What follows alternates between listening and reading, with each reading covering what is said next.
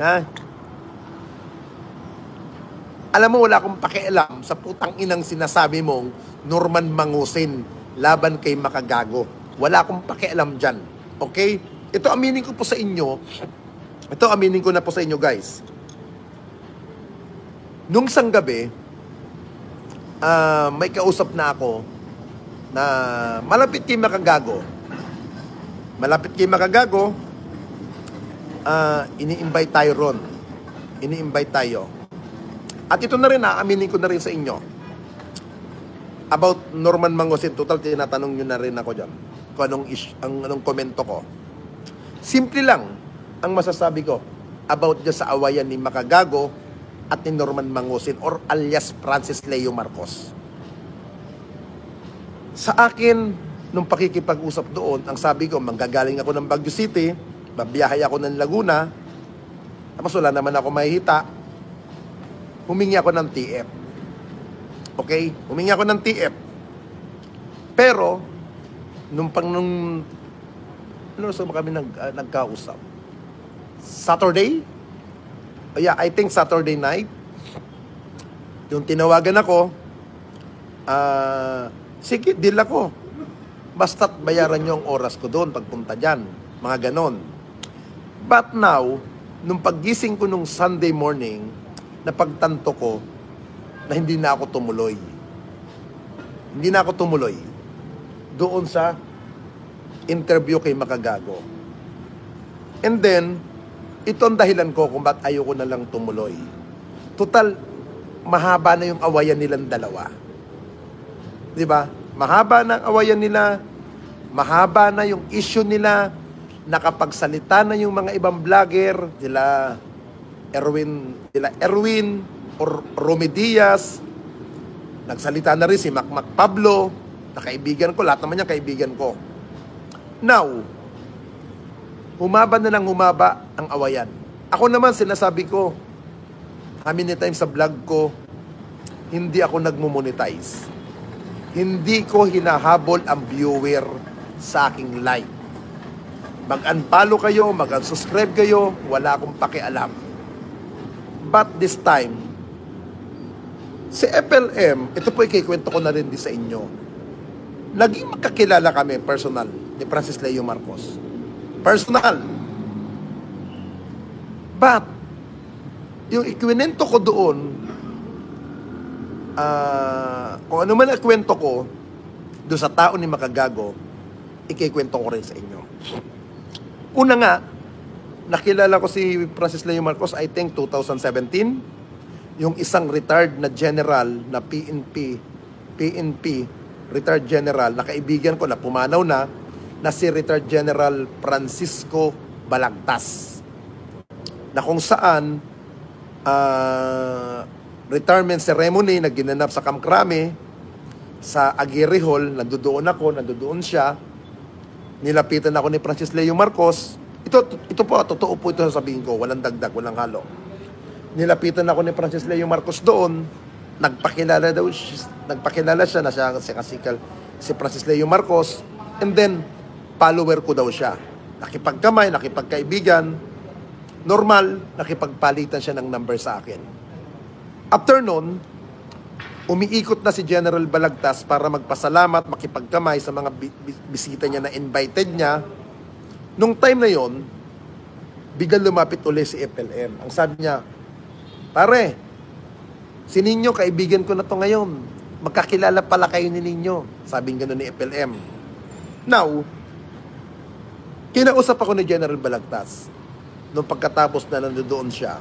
After nun, winarningan ako. Sinabihan ako ni General Balagtas, Ninyo, alam ko kahit na may pagkaisip bata ka, gano'n ang word na binanggit sa akin ni General Balagtas, na kahit ikaw ay iba ang utak mo, mga ganon, alam ko matalino ka Ninyo.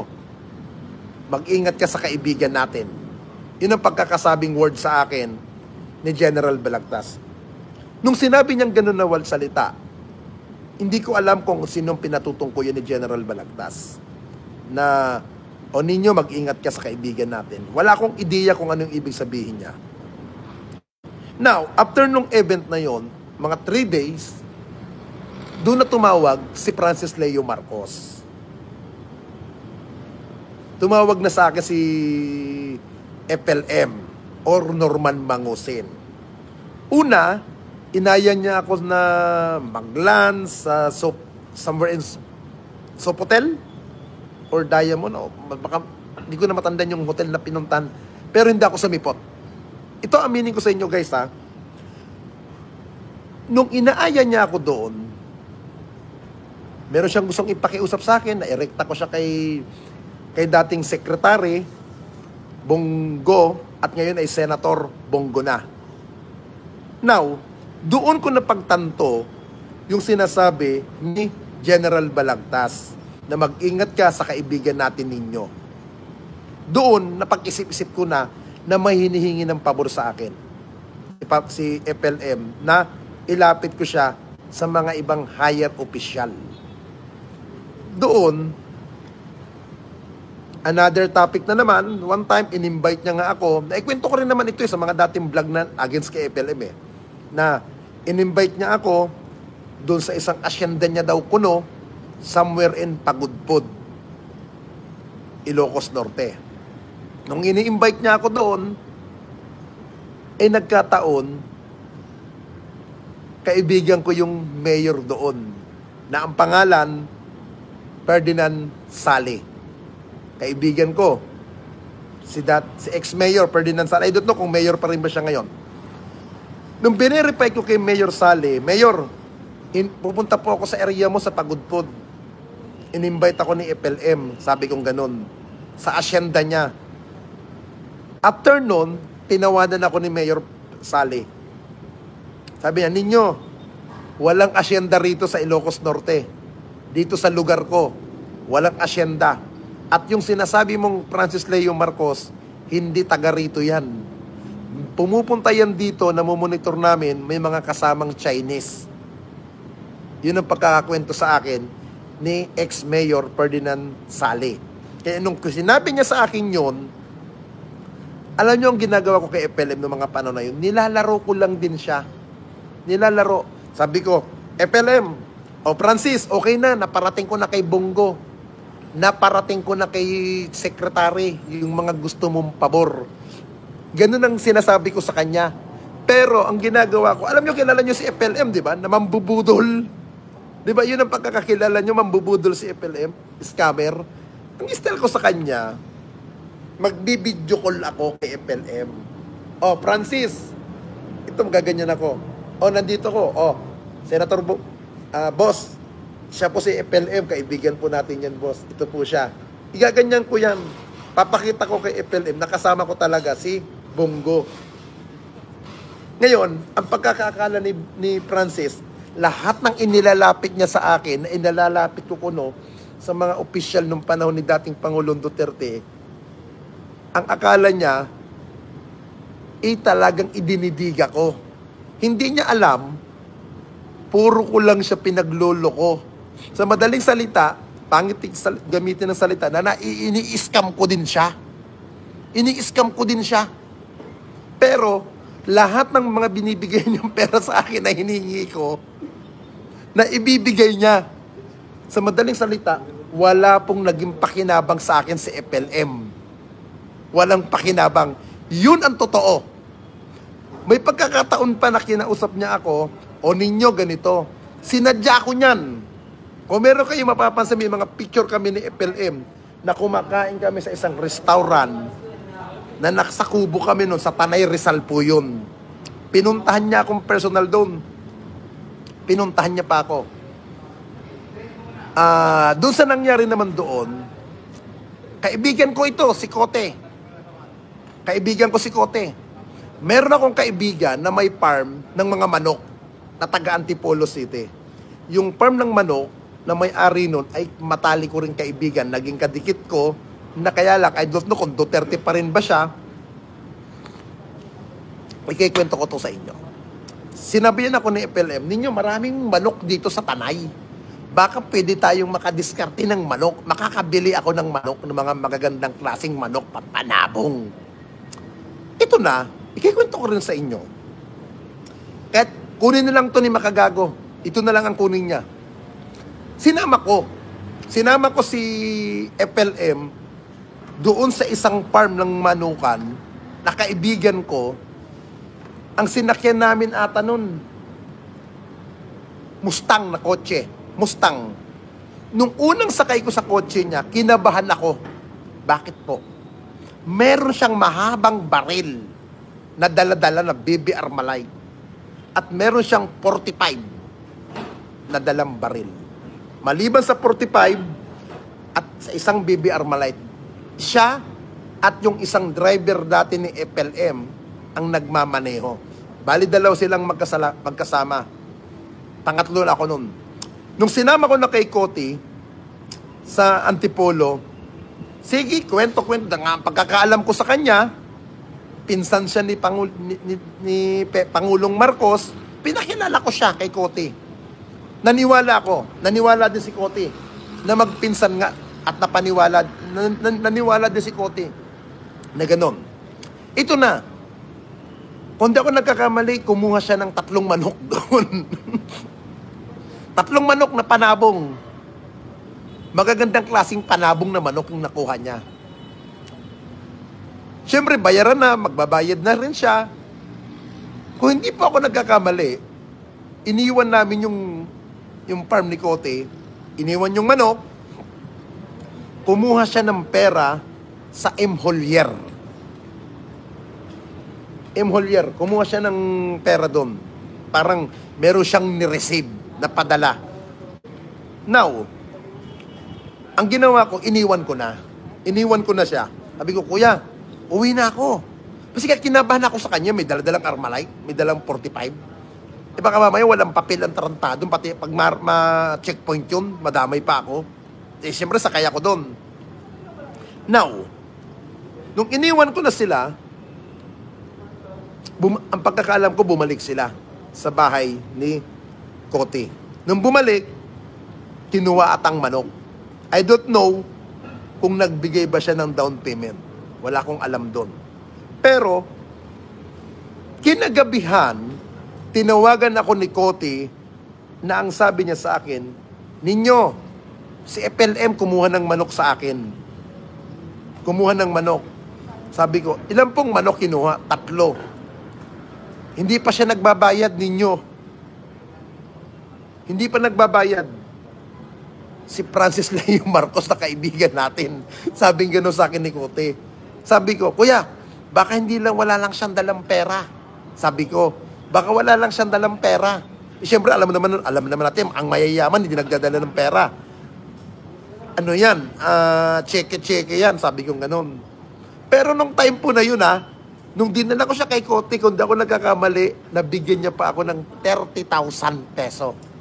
Yun, hindi ko makakalimutan yung binigyan niya ako ng 30,000. O, ninyo, pa-birthday ko sa'yo yan. Kasi nung time na yun, tapos na ang birthday ko. Halimbawa, ngayon ang birthday ko, kinabukasan pumunta siya. Yun ang nangyari noon. Sige, gusto mo ng manok, dinala ko siya. Nung dinala ko na siya, nabigyan niya ako ng 30,000. Now, pinakagabihan, tinawagan na ako ni Kote. Nung tinawagan ako, nyo, tama ba itong number na nakuha ko kay FLM? Kinumperm ko, saka yung binigay niya sa akin. Opo kuya, tama po yung binigay sa akin sa yung number ni FLM. Kayo ba, bahala nga, may usapan na rin naman nata kayo, nasabi ko kay Kote. Ito na. Hanggang sa ilang buwan na, pinapalo up ko yan kay Kote, kay FLM, kuya, nakakaya naman doon sa kaibigan ko na pinakilala ko sa'yo, yung manok daw. Sabi niya, hindi, nasa abroad lang ako. Ninyo, nasa abroad ako. Nasa biyahe lang ako kamo na nagtutur daw siya. Totoo naman kasi nakita ko yung mga Facebook live niya na nasa abroad nga siya. Sinend ko yung kay Kote. Kuya, pagbalik nyo na lang doon ng Pilipinas. Babawi daw siya, babawi sa'yo. Ito na. After noon, wala na akong balita kung nabayaran na niya ba o hindi.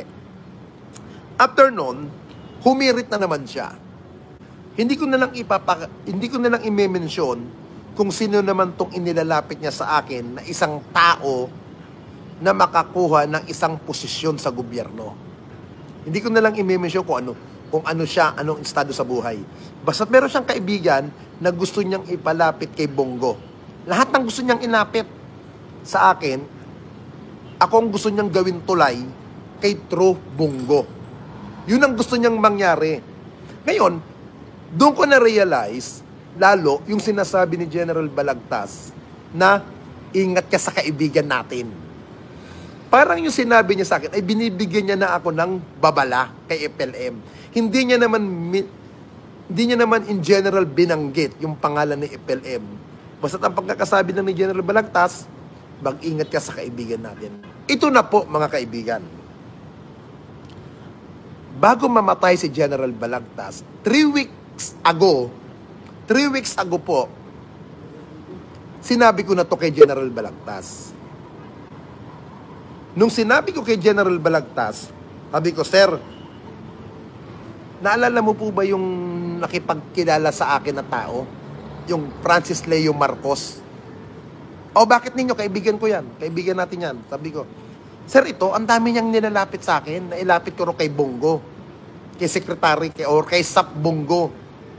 Gusto niya, erekta ko siya ganito. Sabi niya, Ninyo, sinabihan na kita na mag-ingat ka sa kaibigan natin. Yun ang sinabi. Ni-remind, okay boss, alam ko na. Oo. Totoo ba itong Francis Leo Marcos talaga siya, boss? Kasi napapahiya na ako, boss, doon sa kaibigan ko na may farm ng manukan. Sinabi ko kay General Balagtas. Sabi niya, lintik talaga tong si Francis. So, hayaan mo ninyo, ipipm ko siya para bayaran niya na yan. Hindi, yung Casper, hindi ko kilala yan eh. Yung Casper na sinasabi ni Epel, hindi ko kilala. Now, after nun, kinausap uli ako ni FLM. Nung kinausap niya ako, ito yung huling hiningi niyang pabor sa akin. Yung mailapit ko siya kay dating LTFRB chairman, Martin Digra. Si Martin Digra po ay LTFRB chairman nung araw, nung panahon ni dating Pangulong Duterte, na kung saan abogado siya ngayon ni ex-president Duterte. Ninyo, meron akong ipapahingi sa yung pabor uli. Sabi niya, kada isang unit, meron kang 5,000. Isang unit daw ng taxi, magkakaroon ako ng 5,000 per unit ng taxi. Ilang unit yung gusto niyang ilapit ko sa LTFRB? 2 unit, 2,000 unit na taxi. Ilapit ko lang daw kay Martin Digra. At siya na ang makikipag-usap, siya na ang makikipag-dialogue, siya nang mag-i-explain, siya na daw ang bahala kung magkanong ipaparating kay Martin Digra. Ito pong ginawa ko. Pinuntahan ko uli si Chairman Martin Digra. Nung pumunta ako kay Chairman Martin Digra, dating gawi, picture kami, video, sinasabi ko, Kuya Francis, araw po ngayon ng December 9, 2025. Ganon ang sinasabi ko, gaganyan ako. Kasama ko si Chairman Martin Digra.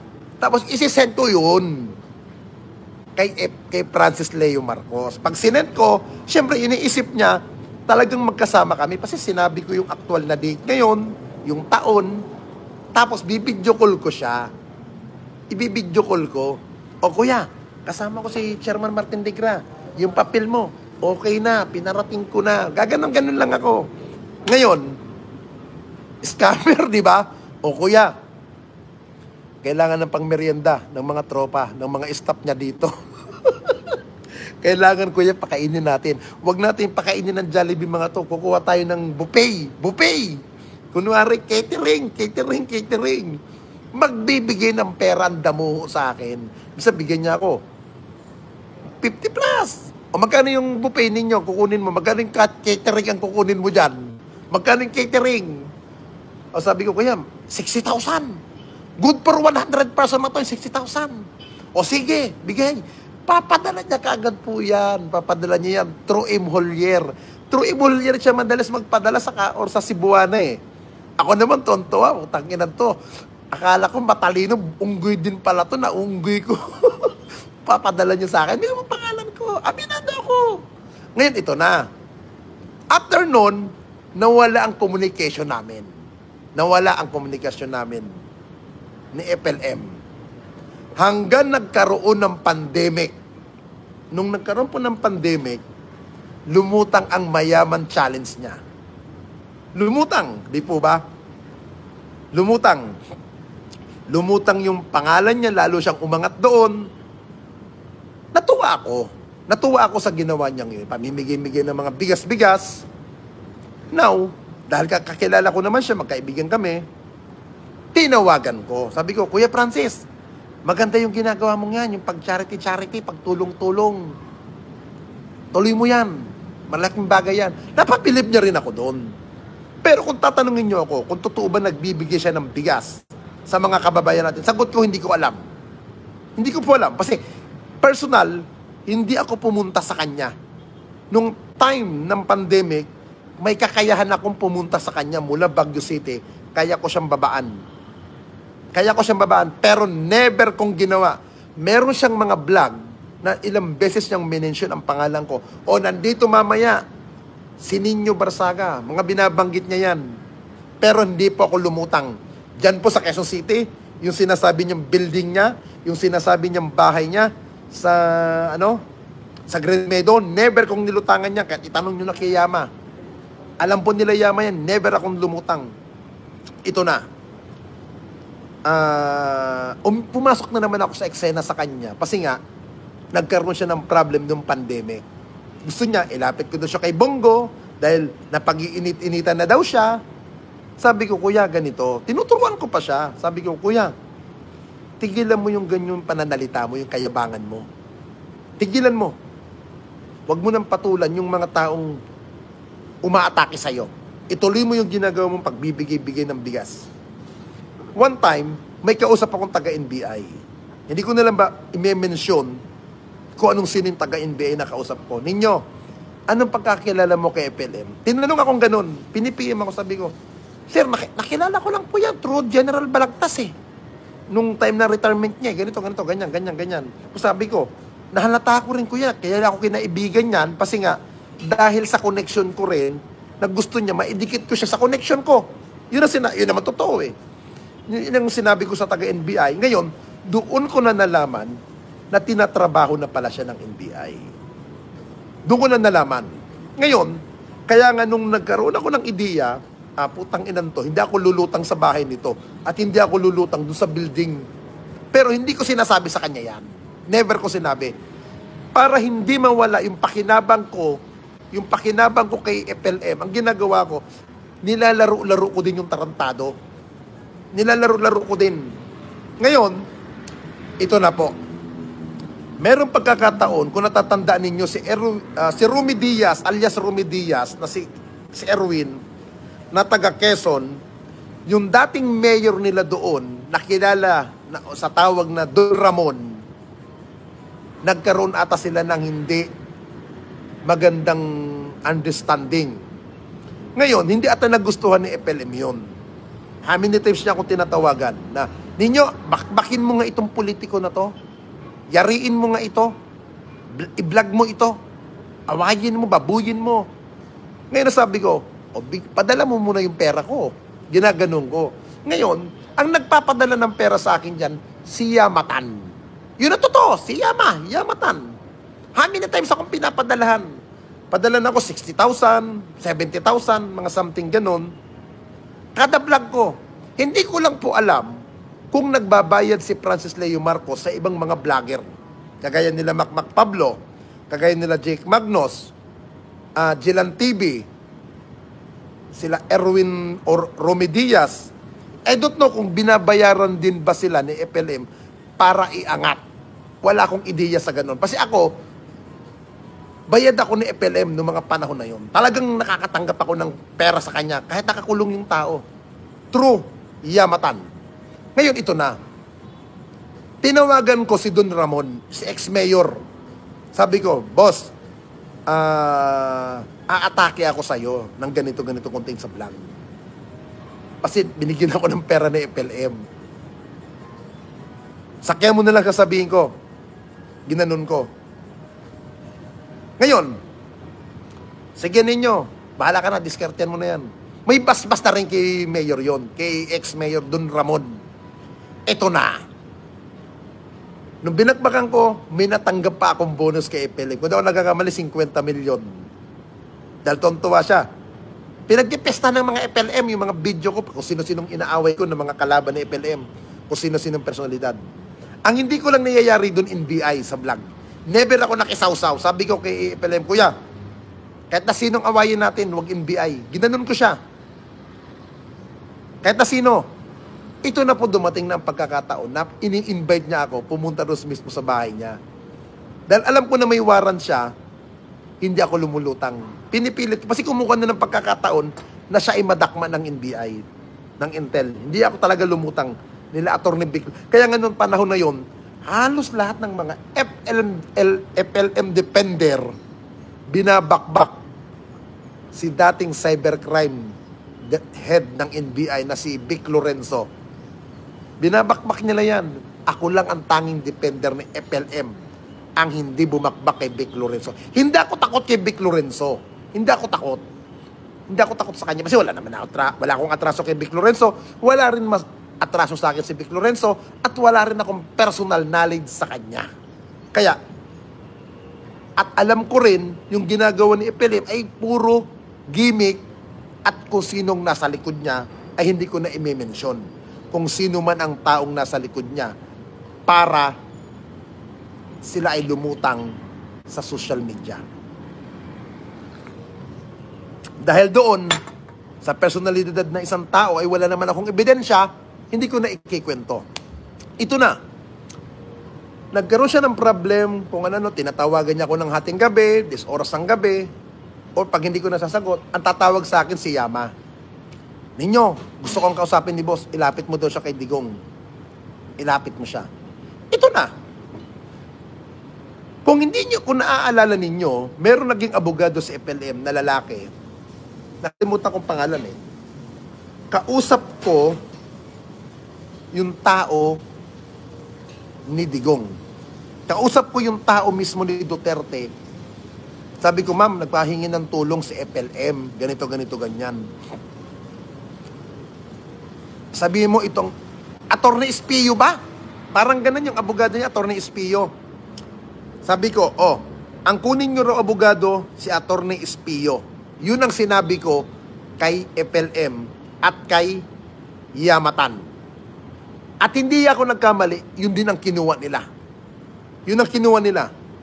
Now, hanggang sa nakulong na si FLM, na-arrest na ng NBI, dahil wala na ako natatanggap na pera sa kanya, dahil nakahold na yung tarantado, inaatake na ako ni FLM. Inaatake na ako. Ngayon, kung matagal na kayong nanonood sa mga aktibidades ni FLM, sinabi ko nga doon sa one time sa vlog ko, putang ina ninyong mga Francis Leo Marcos panati kayo. Yayariin ko yan kay ex-secretary Eduardo Anyo, na kung saan si Secretary Anyo ay secretary po ng DILG. Under niya ang BGMP. Kung natatanda nyo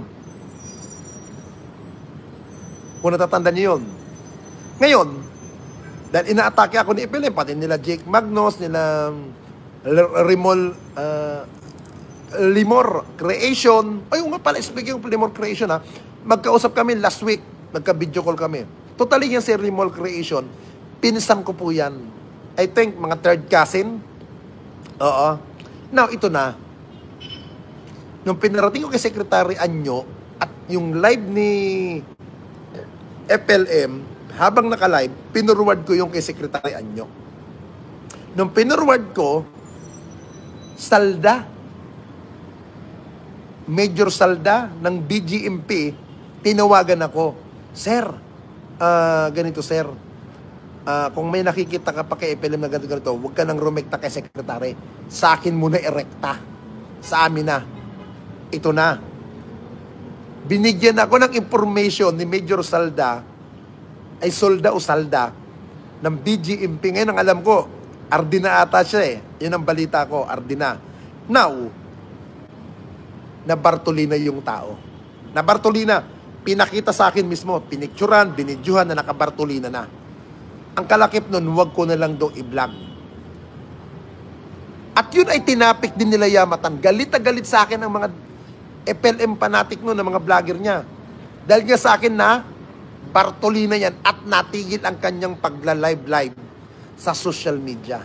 Pero, palihim para siyang gumagawa ng katarantaduhan sa loob ng kulungan, gamit kung ano-ano mga pangalan, mysterious na mga kung ano-ano mga eklamong pangalan, pero hindi na yung kagaya dati na napakatagal niya nagla-live. Now, hanggang sa tumakbong senador yan, somewhere in Pampanga, binubutas ko yung talaga yung mga tarpulin-tarpulin niya. Talagang niyayari ko yung tarpulin niya, sinusunog ko. Tangina ka, naglalagay ka dito sa mga puno-puno binabaklas ko yan para kami ni Romy Diaz, mga kaibigan. Ngayon, hanggang sa nakalaya ang tarantado, kung ano mga sinasabi sa akin yan. Ngayon, siyempre, ako naman, katwiran ko, hindi na ako magre-rebat sa'yo. Hindi na ako magpapatol sa'yo. Kasi unang-una, wala ka nang pakinabang sa akin eh. Wala naman ako mahihita sa'yo, ba't i-rebat? Ngayon may magtatanong dyan, bakit mo binabanggit ngayon si FLM? May nagtanong po dyan sa comment section kung ano daw ang reaksyon ko kay FLM or kay Francis Leo Marcos at kay Makagago. Yun po ang reaksyon ko at pinaliwanag ko po ngayong umaga sa inyo kung ano ang pinagsimulan namin bilang magkaibigan ni FLM. But sa mga this time, ayoko po na pong magpa-interview dahil malala na kung ano man ang pinag-aawayan nila. For the views na lang yan eh. Magagamitan na lang eh. Hindi na po ko magpapa-interview kay Makagago. Si Makagago naman, nire-respeto ko. Wala kaming masamang tinapay. I will respect kung ano man ang ginagawa mong laban mo kay FLM. Go! Support ako sa iyo dyan. Pero, to support ko, hindi na ako magsalita. Okay? Kaya, I'm sorry, MJ. Total, marami ka nang na-interview. Marami ka nang nakausap about FLM. Kaya, move on na ako dyan. Yun na ho ang huli ko. Now, kung gagamitin ito ng ibang vlogger about nung kay FLM, gamitin nyo kung gusto ninyo. Ako sinasabi ko naman, hindi naman ako nagbumonetize. Okay? May mga kakilala si FLM, nakakilala ko din. Okay? Kaya, kahit paano naman, matanda na si FLM. Kung yan ang kabuhayan niya, wala tayong magagawa. Di ba? Wala tayong magagawa kung yun ang kabuhayan niya. Kung ayaw niya magbago, patuloy siya. Sa tawakan yung utak ninyo. Lalo-lalo na yung mga OFW na patuloy na napapaniwala niya sa kanyang vlog. Magandang umaga po sa inyo lahat. Bye-bye guys and good morning. Yan. Bye-bye na. Tapos na tayo mag-live.